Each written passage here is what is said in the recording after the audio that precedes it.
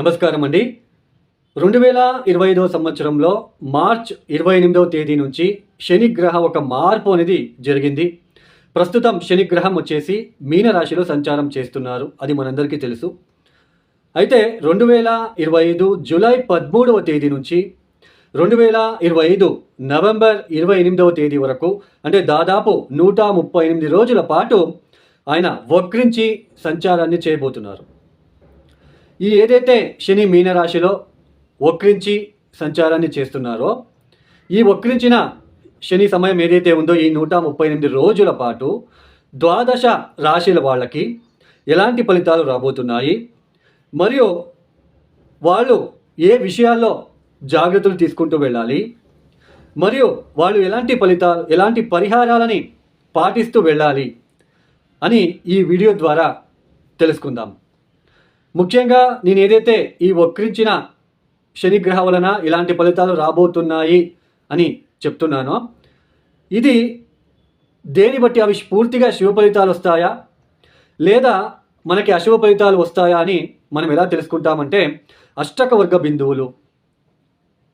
ఎవరి జన్మ జాతకంలో అయితే మీ వ్యక్తిగత జాతకం ఒకసారి చెక్ చేసుకోండి. మీ మీనరాశిలో శని గనక 0, 1, 2 బిందువులు గనక ఇచ్చి ఉంటే వాళ్ళు చాలా జాగ్రత్తగా ఉండాలి.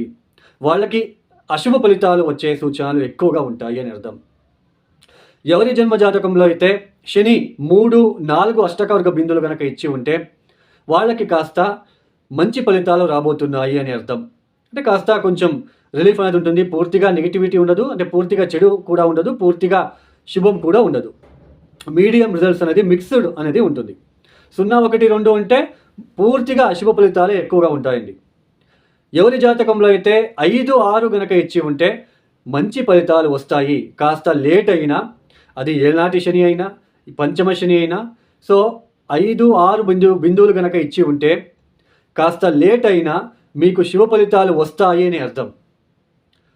అయితే 7, 8 బిందువులు గనక ఇచ్చి ఉంటే ఎవరి జన్మ జాతకంలో అయినా 7 లేదా 8 బిందువులు గనక ఇచ్చి ఉంటే ఎక్సలెంట్ రిజల్ట్ అని చెప్పవచ్చు. చాలా బాగుంటుంది వాళ్ళకి.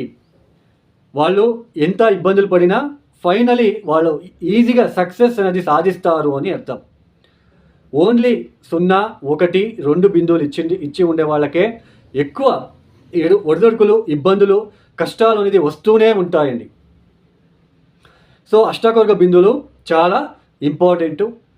సో ఈ ఒక అష్టకవర్గ బిందువుని మీరు చెక్ చేసుకుంటే మీకు ఈజీగా అనేది, అంటే ఈ ఫలితాలు ఎలా వస్తాయనేది ఈజీగా అర్థమవుతుంది. ఇక ఒక రాశి గురించి మనము తెలుసుకుంటూ వెళ్దాం. తులారాశి వాళ్ళకి, ఈ తులారాశి వాళ్ళకి 2025 మార్చి నుంచి ఆయన శని భగవానుడు 6వ స్థానంలో సంచారాన్ని ప్రారంభం చేశారు. ప్రస్తుతం 6వ స్థానంలో సంచారం చేస్తున్నారు. 2 సంవత్సరాల పాటు ఆయన అక్కడే సంచారం చేయబోతున్నారు. అయితే ఏదైతే జూలై మాసంలో 13వ తేదీ నుంచి నవంబర్ 28వ తేదీ వరకు వక్రించిన శని వలన ఈ తులారాశి వాళ్ళకి ఎలాంటి ఫలితాలు రాబోతున్నాయో తెలుసుకునే ముందు ఈ 6వ స్థానంలో శని వచ్చినప్పటి నుంచి ఎలాంటి సిచ్యుయేషన్ మీరు ఫేస్ చేస్తున్నారు అనే తెలుసుకునే ప్రయత్నం చేద్దాం. ఈ 6వ స్థానం అంటే ఏంటి? రోగము, శత్రుస్థానము, రుణము, తర్వాత కాంపిటేటివ్, మన కాంపిటేటర్స్ కావచ్చు, కాంపిటేటివ్ ఎగ్జామ్స్ కావచ్చు, మన విల్ పవర్ ఎంత ఉంది అనేది కూడా 6వ స్థానం నుంచి చూస్తాం. మన ఫిజికల్ ఫిట్నెస్ ఎలా ఉంటుంది కూడా అది 6th హౌస్ నుంచి చూసుకుంటాం. తర్వాత 6వ స్థానం అంటే డైలీ రొటీన్ లైఫ్లో అయ్యే సమ్ చేంజెస్ని 6వ స్థానం నుంచే చూస్తాం.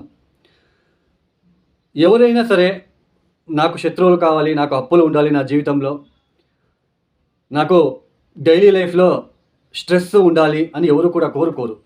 అలాంటి 6వ స్థానంలో శని వచ్చినప్పుడు మీకు చతుర్థాధిపతి, పంచమాధిపతి శని యోగకారకుడయ్యి 6వ స్థానంలో అక్కడ కూర్చున్నప్పుడు ఇక్కడ ఈ శత్రువుల విషయంలో కావచ్చు, మీ కాంపిటేటర్స్, అది ఏదైనా లిటిగేషన్స్ కావచ్చు, కోర్టు విషయంలో కావచ్చు, ఏదైనా ఆస్తిపరమైన ఇబ్బందుల్లో మీరు తలదూర్చి అక్కడ ఏదైనా ఇంటికి సంబంధించిన ఆస్తి పత్రాలలో ఏదైనా లిటిగేషన్స్ ఏమైనా ఫేస్ చేస్తూ ఉండే ఆస్కారాలు, ఒక ఉద్యోగం విషయంలో ఒక పోరాటం అనేది ఒక స్ట్రెస్కి గురి అవ్వడం లాంటిది, తర్వాత ఆరోగ్యం విషయంలో చాలా రోజుల నుంచి ఇబ్బంది పడుతూ ఈ మార్చి నుంచి ఏదైతే శని 6వ స్థానానికి వచ్చినప్పటి నుంచి కొంచెం ఆరోగ్యరీత్యా మేలుకోవడం లాంటిది, కోలుకోవడం లాంటిది.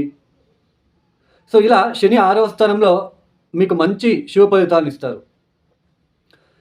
అంటే ఈ 6వ స్థానంలోకి రాగానే ఏదో ఒక లిటిగేషన్, వాటి మీద ఫైట్ చేయాలి, ఫైట్ చేసే ప్రమేయము, అప్పులు రుణాలు తీసుకొని ఉంటారు, ఆ రుణాలు తీర్చే ఒక ప్రయత్నాలు చేసుకోవడం, ఇప్పుడు డైలీ రొటీన్ లైఫ్లో సమ్ చేంజెస్ని చేసుకొని ముందుకు సాగడము, వీటిలో అన్ని విషయాల్లో కూడా శని మీకు మంచి ఫలితాలు ఇస్తూ ఉన్నాడు.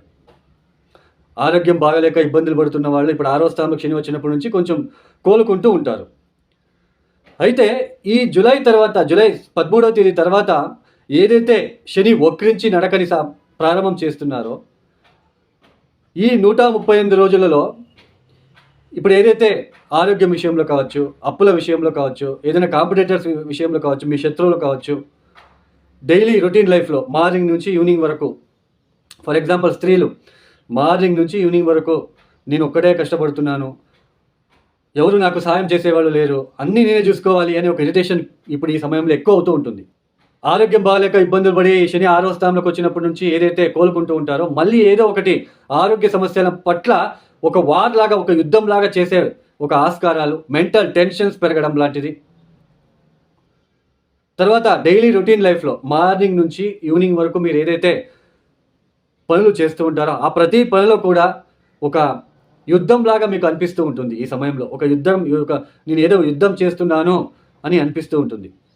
ఈ సమయంలో తల్లితో కావచ్చు, కౌటుంబిక వ్యక్తులతో కావచ్చు, కొంచెం డిస్టర్బెన్సెస్ లాంటిది క్రియేట్ అవ్వడానికి కూడా ఛాన్సెస్ ఉంటుంది. 6వ స్థానంలో శని వచ్చినప్పుడు మీకు శత్రువుల ద్వారా, మీకు ఎవరైనా శత్రువులు అంటే న్యూట్రల్ అయిపోతారు, మిమ్మల్ని చూసి ఆరోగ్యంలో కొంచెం కోలుకుంటారు.